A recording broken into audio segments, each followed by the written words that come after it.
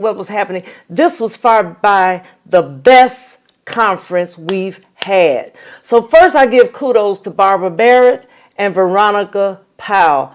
An awesome job. People don't understand. People are like, oh, I can do that. I can put that together. I can do this. Unless you've had that experience putting things together, pulling things together, making things work, and things blow up, and all of a sudden you've got to take glue and push it together and piece it together. It's not easy. So I want to give kudos out to them, my team, who worked untiringly. I know they were tired. I know their bodies were wore out because there's no off time. You don't get off at 5 o'clock and it's done. No. Sometimes texting, Zooming, late at night, coming up with something to come against something that happened unexpectedly, them unexpected suddens in our life. So I want to give kudos to them. And then the others that have worked, if I start calling names and I miss somebody, I don't want to mess that up. But I do want to say thank you. I don't take what you do for me for granted. I'm a background person. I may be a pastor. That's the only reason I'm in the forefront. Let's get that right. But I've never been one that have to be in the forefront. I've never been one that had to do a workshop or a seminar. I'm just a background person. Put me in the background, I'll push everybody else. But I'm grateful for those that were here, those that came, those that sacrificed their time, those that sacrificed their money, because it takes money to run these things, those that sacrifice their creativity and their gift. I want to say thank you. I want to start first and foremost, not in no particular order, but my daughter, Dr. Jasmine Hardy, who God blessed her to be a forensic psychologist. She did an awesome job. And she's like me. She's very backgroundish, don't want to be in the limelight, don't have to talk. And when I ask her, she's like, Ma, oh my, not again. But she comes through every time I ask her. So I do want to thank my daughter, Dr. Jasmine Hardy, for bringing her professional wisdom and knowledge about what she can see as far as mental health is and what it's about. And she taught us the difference. I knew it already, but she still taught us the difference, because I don't ever think you're too old to learn. Taught us the difference between mental health and mental illness. Some people said they knew the difference, but I think a lot of people thought it worked together. Now, if you don't take care of your mental health, you can go into a mental illness, but they're not simultaneously like that. So I'm grateful for that. So thank you, my daughter. Oh, Miss Latasha Battle, who did our debt relief class, our workshop on how to overcome debt. Let me tell y'all something, how to deal with debt. She opened up my eyes to things I knew, but sometimes we know something, but we're not doing it. Or we've heard it. My father was this would have been a subject that he could just knock it out the park. So I learned a lot from him, but did I do it? I really didn't. Because if I did, I would be further along than where I am now. I would be much further along. But Latasha Battle taught our class today on how to deal with debt, financial wellness. And I want you to know, you that did not attend that class, and what we tried to do this year is you had an opportunity to deal with, to attend both classes. You had an opportunity to attend her class on debt, and then that afternoon you went to Dr. Tyra Owsley, which I'm getting ready to go to now. But thank you again, Latasha Battles. Oh, Dr. Tyra Owsley, her topic was, where is the upside of down? Sometimes we're down so we can't see it. It's kind of like what I used to say. We have to learn how to look on the other side of victory. Looking on the other side of victory. And God spoke to me one day. He said, why are you still looking on the other side of victory? Why don't you just move? Why don't you just move? I'm looking on the other side of victory. God said, you've seen enough of the other side to know what the other side looks like. So when he told me that, I'm like, you're right, Jesus. Let me move to the other side of victory. So I had to change my address. I had to change my address and stop looking on the other side, because I realized that when I'm looking on the other side of victory, that means I am really staying where I am.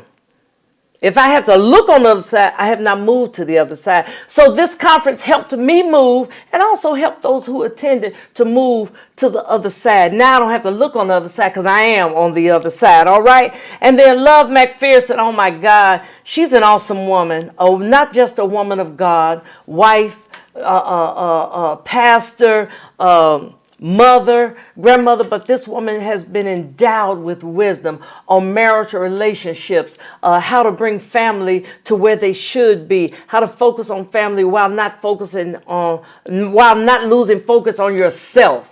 So, Love McPherson, thank you so much. We're going to be doing some other things together in the months to come. And Salome Norby, thank you. Salem Norby. See, I call him Selma. Everybody got a nickname with me.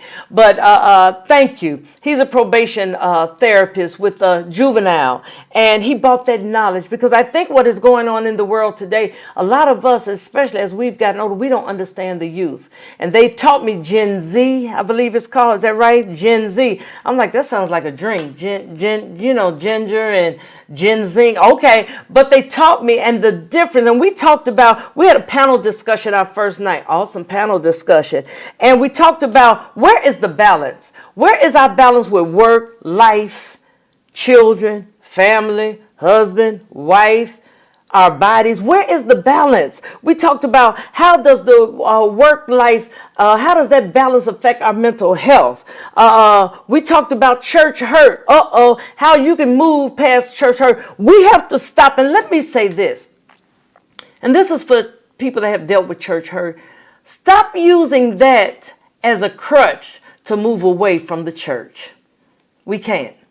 We can't use that as a crutch. If I use that, I wouldn't be nowhere near church. I probably would avoid driving down the street where there's a church if I was using that. So I don't allow people to have access to my mind like that, because if you have access to my mind, you have access to my movement. And I can't let you stunt me or hold me hostage. So we dealt with talking about church hurt and how we can move past church hurt. First of all, put on frontlets like the horses wear, where you can't look to the left or the right. I'm looking straight. So whatever you do to me, no weapon. That's why you got to learn how to encourage yourself. No weapon formed against me shall prosper. I'm not going to let anything that anybody says or does hinder me from being where I'm supposed to be. And Reverend Stephen Thurston, Friday night, you all know he's just real talk. He's bland about what he say. He don't put no seasoning on it. It's some bland talk. It's like diabetes food. You ain't supposed to put nothing on there. You're supposed to just throw it in the pot. It's kind of like you take string beans, you boil the hot water, you throw them beans in the pot. Now, I don't cook them like that. I cook them with the seasoning. But you throw them in the pot, and they take them right back out. And they call blanching. They just blanch them, or if you want to get real formal with it, they steam them. It don't matter what it does, it ain't good. It don't taste good, but it's good for you. And so that's the way it is with Reverend Stephen Thurston. He talked about real talk in an argumented world. Real talk in an argumented world. So I appreciate him bringing his knowledge and that young side to it. And he don't pull no punches. You don't know what's going to come out of his mouth, but I bet you it'll help you. What comes out of his mouth, the delivery of it, you will say, wow. It may slap you beside your head, but when you come out of being unconscious and you remember what he said, it will help you go from where you are to the next season of your life. And Elder Kevin Vassar, well, he's been in my church since the day he was born. His mom and dad married at our church. And I've always admired him because he has always taken this, his gift as a sincere part of his life. He doesn't do it for the money. Now, money is good, but he doesn't do it, I'm getting paid for this. He does it because that is his life. He does it because that is what God has given him, and that is a gift that God has given him to share with the world. So again, thank you, Elder Kevin Vasquez. He sings hard. I don't care if he's before 100 people or before 1,000. He gives the same thing to both audiences. I appreciate that, because sometimes you have people, it's only 100. I'll do a little bit here. It's 1,000. It's 10,000. Let me get it out. No, he's going to do it no matter what. He gives his all. So I do want to say thank you. My team, like I said, I don't want to start calling names, but my media guys, Walter Galladay. All right. And Fred Abernathy, thank you, because it takes time to set all of this up. This is nothing to just play with. And, it takes time. John, the media sound guy, thank you so much. So she didn't call my name, I'm sorry. I can't think of everybody. But I really just want to say thank you. The panel discussion, we started that on Thursday night. It was awesome. It was awesome. And even me being the host of the panel, you learn so much. You learn how to maneuver things and how to turn things toward you and not allow things to drown you in life. So again, thank you, thank you, thank you. To the attendees, we wouldn't have a conference without you. If you hadn't taken time to join us. I know there were some that wanted to and they couldn't, whether it was work or they had other obligations. One of the families in our church had a wedding. I understand that. So I'm not even talking about you. I'm talking about those that were able to come. The time allowed them, the money allowed them, and the sacrifice was there for them to do. I want to say thank you. I don't take it for granted. This conference has been awesome. I've been talking, there's a text of preaching I've been doing for the month of July. And it simply says, it's a season, not a sentence. It's a season. And if we understand, we got to go through these seasons and it's not going to be easy. Sometimes you're crying in these seasons. Sometimes you want to go be by yourself in these seasons. Sometimes you want to run away in these seasons. Sometimes you want to pimp slap somebody in these seasons. If we're being honest about it, I've never cursed, but sometimes you might have a few choice words that, you know how the saints do. Oh, it's going through my mind as long as I've never said it. I've never had that happen to me. But sometimes in your season, you have to really kind of get yourself together because you can die in the midst of a season and die prematurely.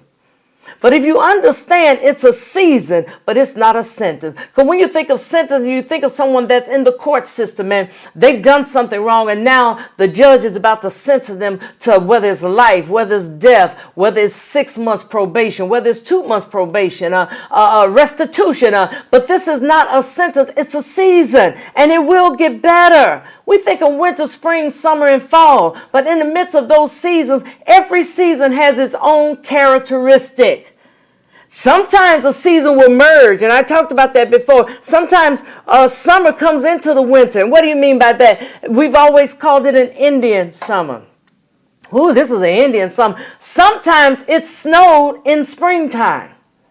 Sometimes we've had fall in the midst of summer because what did it do? It rained so hard during our summer months that we felt like we was in spring or we was in the fall. So no matter what the season is, look to that season, deal with it. And there's sometimes we have to understand when we have a new reality in our life, we have to ask God to help us to accept the new reality in our life. Whatever that is, whatever that looks like, what is it? So that I can be right, so I can do what I need to do, so I won't be left behind. Understand that in Isaiah 41, he said, fear thou not, for I am with thee. Be not dismayed, for I am thy God. God is with us 24/7. And sometimes it doesn't always feel good with family, with friends, so-called friends. You can't deny family because it's family. You got the same DNA. Or even if you don't have the same DNA, you have the connection. You know, the connection via whether it was adoption, whether it was just somebody took somebody in and was there to help somebody and they became family. I have an older brother who's deceased now, but he was not my older brother biologically. My older brother was Elgin. That was my oldest brother by my father and mother. But I had another older brother that came into our life, and he came into our life as an adult. So I always call him my adopted brother, but he was really too old to be adopted. But that's how we looked at him. He came into our life and he had such a bond with my dad. It was unbelievable. You couldn't have no closer bond with him being a biological son of my dad versus being the adopted son of my dad. But the relationship they had, the connection they had, how they just was there for each other, and he was able to, my father had the opportunity to teach him some things, and he was like a little kid. He just soaked it in. He was a sponge, and he was fully grown, married, children, all that good stuff. But I think about how God would allow people to come in your life, but we got to be willing to learn from them. We've got to be open to what they have to bring to the table. There are so many people out there with so much knowledge. But understand, there's somebody that has more knowledge than you. Don't ever think you know it all. I believe Dr. Owsley said it in the workshop that she did on yesterday. She said, look, there's somebody, well, not yesterday, Friday. She did it on Friday. She said, there's somebody cuter than me, smarter than me, got a bigger house than I have, got a better job than I have, make more money, but it don't make them better than you. You have to know who you are and believe in yourself and believe in the quality of life that you can bring to your own personal life, and quit looking for other people to validate you. This season, I want us to focus on us. That's what this conference was about. It's all about us, men and women. What can I do to make me better? We're so busy making life better for our children, our spouses, our loved ones, those connected to us. But what can we do to make us better? What can I do to make me better in every situation of my life? A better wife, a better mother. You know, I got to take care of me first. So I'm so excited. This conference gave me more than I anticipated, to be honest. And I knew it would be a good conference, but it was still something I just wasn't sure. You know, you sit there and you just hope. What you hope is you hope the people get out of it what you want them to get out of it. Because it's bad to have a conference. It's bad to spend money. And then when you leave exactly the same way you came. But they have provided a wealth of knowledge at this conference, and I'm so grateful. I want to say thank you. So again, all of my guest speakers, all of our guest artists, Kevin Vassar, my team who worked entirely, I want to say thank you. And this has been Real Talk 2023, and I'm excited about the Real Talk. We do have an upcoming date for next year, for 2024. Speakers have been invited. We're just waiting to confirm, but we have an upcoming. It's going to be at the Doubletree in Alsop, Illinois. So we're going to give you those dates, and so you can save those dates. Put those dates up. Now, for that conference, we have a special going on. You ain't going to get it this cheap no more. But anyway, it's $99, but you have to pay that by December 31st, between now and December 31st. Well, I need to know who the speakers are.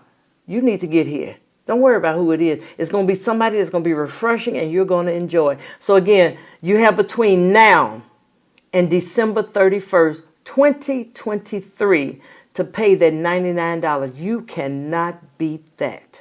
So we're going to put that flyer up so you'll have that information as to, you can go to ilovemeonpurpose.com and you can get your ticket through our website for next year. Again, $99 between now and December 31st. But what I suggest you do it as soon as possible. Because again, we have a set amount of people that we're going to open the doors to. And you don't want to do it. You don't want to wait till December 31st and then it's cut off because we're full and we've reached capacity. I suggest you do it as soon as you can and not procrastinate in this. Another announcement I want to have is that I'm going to start doing master classes every other month, beginning with the month of October. So some of those things that you missed here, we're going to have master classes at our church. October, December, February, and we're going to have them every other month. We're going to have Latasha Battle. She's already said she would be glad to come and do a class on financial wellness, how to deal with debt.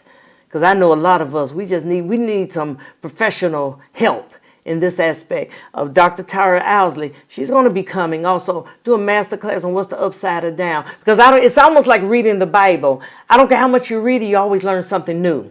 I don't care how many preachers preach it, you get something different from every preacher. So that's the same way with this. Now I'm going to be doing a master class. And I was going to do this at the conference, but I wanted time for the others to really do it. And it's called Reliability. Reliability. Y'all know what reality is. Reality TV is really not reality. It's scripted. They don't want you coming there acting nice. They want you to fight. They want you to cuss each other. They want you up in each other's face when that's really not reality. So a lot of us are living in reality. We lie to ourselves, about our life. We lie about what we think we may know. But how can we move that from being a part of our life into real talk? All right. So I'm going to do a master class on that. We have others that will be doing master classes throughout the year leading up to next year's conference. So I look forward to you being a part of us. If you missed it this year, you missed it this year. I'm not saying that just to be saying it. You missed it. We have some testimonials coming up. people that have never been to my conference before, they were like, Pastor, this is awesome. And I want to say thank you because you made it awesome. You being here and every facilitator, workshop leader, general session leader, everybody, my team, you all made this possible. No man is an island. No man stands alone. So you may see my face on the cover. You may see my face on the banner. You may see my face all around the hotel as you're looking. I love me on purpose. You may even see my name in lights. I'm nothing without people working with me. And I want to say thank you. I don't take that for granted. I didn't do anything. I pushed my ideas off and they took it like a football and they ran and hit a home run. I want to say thank you. So again, I invite you to share this video right now on Facebook Live. Share it on your page so others can see what you're seeing and others can hear what you are hearing. And so now the conference is over. I'm excited. But now we move on to the next season in our life because this season has ended. And my thing is this, whatever you have taken from this conference, put action to it. Faith without works is dead. So you may say, I've learned this, I've learned that. I don't want to hear next week that you didn't do anything with it. What have you done with the knowledge that has been imparted into you? You know, my dad used to say that with wasted breath, you can live an extra year, which means we're just talking, but no one's getting it. And you've actually cut your life down. But when you have breath in your body and you take it and you live with it and you savor every moment, life is extended and not cut short. And it's time for us to enjoy life. And don't say you can't change. You now have choices. You now have options. You can change if you want to. Now, if you don't want to, that's another story. That's you. That's no problem with me. But if you want to change, don't say I can't. Don't say it's too late. No, it's never too late. You can always change. So again, I want you to remember, my motto with I Love Me on Purpose is, you are worth every breath you breathe. Let me say that again, and I want you to repeat that as I'm saying it. You are worth every breath you breathe. Now let's make it personal. I am worth every breath that I breathe. I do say thank you. Now remember, when you're running things like this and even a church, there's a seed that we need you to sow. You know, I'm not one to put that out there like that, but life tells me life comes with expenses. And so we're asking you to sow a seed. This time I want you to sow a seed into the church. It falls on good soil. This is being aired on Sunday. So I want you to understand this is considered as our online church service, because I think we could bring some of this into the church house and grow. And I said, let's grow, let's glow, and let's go. Which means what I learned, I'm not going to sit on it. I'm going to go. I'm going to spread it. So this is your opportunity to sow that seed. Go to Givelify, go to Cash App, and it's for the church, God's house of all nations. Sow it right now. Don't get off of here without sowing, because if you hang it up, then you might forget. So sow it right now. I appreciate you. I thank you. And after you sow your seed, then you can purchase your $99 registration fee for I Love Me on Purpose 2024. And the title of 2024 is Reclaiming My Time. Reclaiming, we have lost time somewhere. We've lost ourselves, but it's called Reclaiming My Time. So I hope to see you there. But in the meantime, sow that seed to God's house of all nations. I appreciate you. I love you. And as one of my members used to say, she's moved now to, I believe she's in Alabama, Sister Celia Binion. She used to always say, I love you with the love of Jesus. And you know why she says it like that? Because God knows the way some people have done, the way you feel, the way life has beat you down. If it wasn't because of Jesus, I may not have love for you. But because I am whose I am, I love you with the love of Jesus. I thank you. I appreciate each of you. And I don't take your kindness for granted. God bless you. And remember, you are worth every breath you breathe. This was such a powerful, transformative experience that I believe everyone should come out to the next one. Don't let it pass you by. You really need this. I think all men should just come, because I think as we were younger, it was like, just don't cry. Whatever you do, you be a man, stay strong. You don't need help. But I think we all need help. And it was great. It was just great information. And I really enjoyed myself. My name is Shalita, and this was my first time coming, and this would not be my last. I really enjoyed myself. I came with the expectation, and I really got something out of it. I am so glad I came today, and I will be back again next year. On and on.